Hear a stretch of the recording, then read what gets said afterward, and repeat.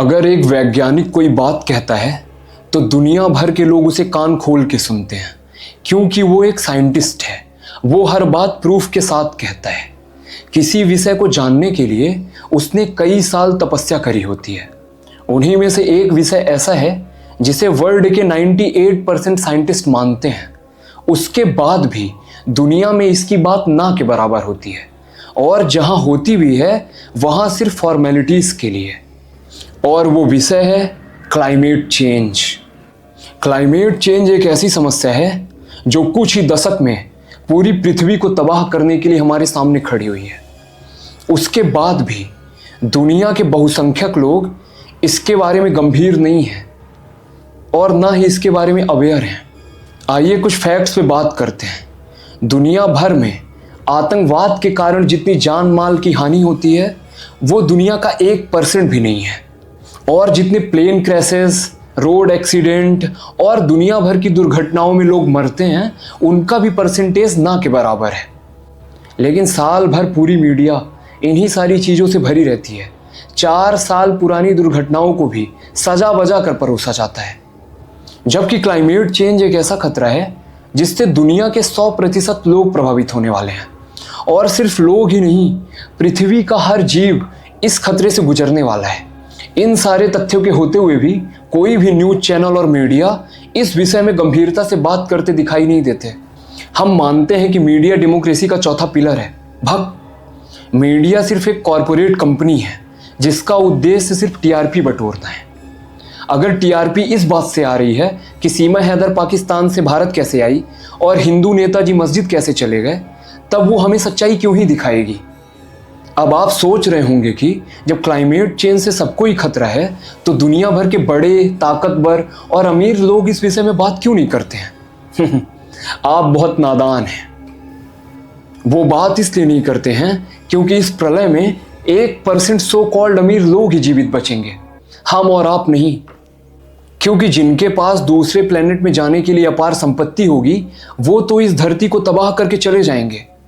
यहां मरने के लिए बचेंगे सिर्फ गरीब और असहाय लोग। आपका एक भ्रम और तोड़े देता हूं, जिनके पास 100 करोड़ रुपए भी हैं वो भी गरीब की श्रेणी में ही आते हैं, और उनका भी विनाश तय है। बस वो गरीबों की तुलना में थोड़ी देर से मरेंगे। मैं जिन अमीरों की बात कर रहा हूं उनकी संपत्ति लाखों करोड़ रुपए में है, केवल वही जीवित बचेंगे। मेरी बात से आप समझ गए होंगे कि समस्या कितनी विकट है। जानने वाले इसे 6th एक्सटिंक्शन कहते हैं। मतलब 5 बार ऐसा प्रलय धरती पहले भी देख चुकी है, लेकिन पिछले सभी कारण अमानवीय, प्राकृतिक, अनसर्टेन थे। लेकिन इस बार का कारण इंसान होने वाला है, मनुष्य होने वाला है, उसकी अंधी वासना होने वाली है, उसका अज्ञान होने वाला है। समस्या बहुत कठिन है और हमने पृथ्वी को उस जगह पे लाकर खड़ा कर दिया है जहां बचने की भी संभावना बहुत कम है। लेकिन अच्छी बात यह है कि अभी भी संभावना है। इस समस्या को समझने के लिए मैं एक कंप्लीट सीरीज बना रहा हूं, जिसका ये पहला वीडियो था, जिसमें हमने क्लाइमेट चेंज की गंभीरता को समझा और उससे मुंह छुपाने की जगह उसे देखने का प्रयास किया। अब आने वाले दिनों में हम समझेंगे कि क्लाइमेट चेंज है क्या, होता कैसे है, ग्रीन हाउस इफेक्ट और ग्लोबल वार्मिंग क्या है, इसके परिणाम क्या होंगे और इससे बचने के लिए हमें कैसे कदम उठाने पड़ेंगे। ये इंसानों के सामने एक ऐसी समस्या है, ऐसा युद्ध है जिसमें दुनिया का हर इंसान पार्टिसिपेट कर सकता है, अपना योगदान दे सकता है। ये एक ऐसी आपदा है जो दुनिया के हर इंसान को यूनाइट कर सकती है, एक कर सकती है। क्योंकि ये विनाश करने से पहले ये नहीं देखेगी कि कौन हिंदू है, कौन मुसलमान है, कौन भारतीय है, कौन अमेरिकन है, कौन स्त्री है, कौन पुरुष है, कौन किस जाति का है, कौन किस धर्म का है। ये कुछ नहीं देखने वाली, ये सबका समूल विनाश करेगी। और इसे हराया भी तभी जा सकता है जब हम सब साथ में मिल के लड़ेंगे। अंत में आपकी और मेरी प्रेरणा के लिए एक कविता सुनाए देता हूँ।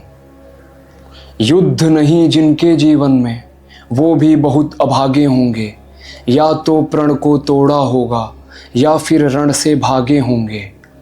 दीपक का कुछ अर्थ नहीं है जब तक तम से नहीं लड़ेगा, तम यानी अंधेरा। दिनकर नहीं प्रभा बांटेगा जब तक स्वयं नहीं धधकेगा।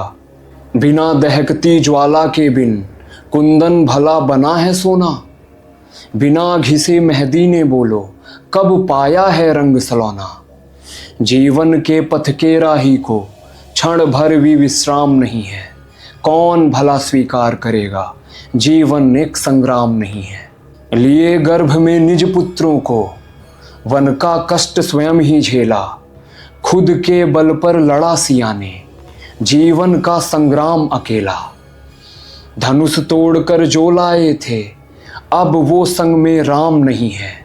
कौन भला स्वीकार करेगा जीवन एक संग्राम नहीं है।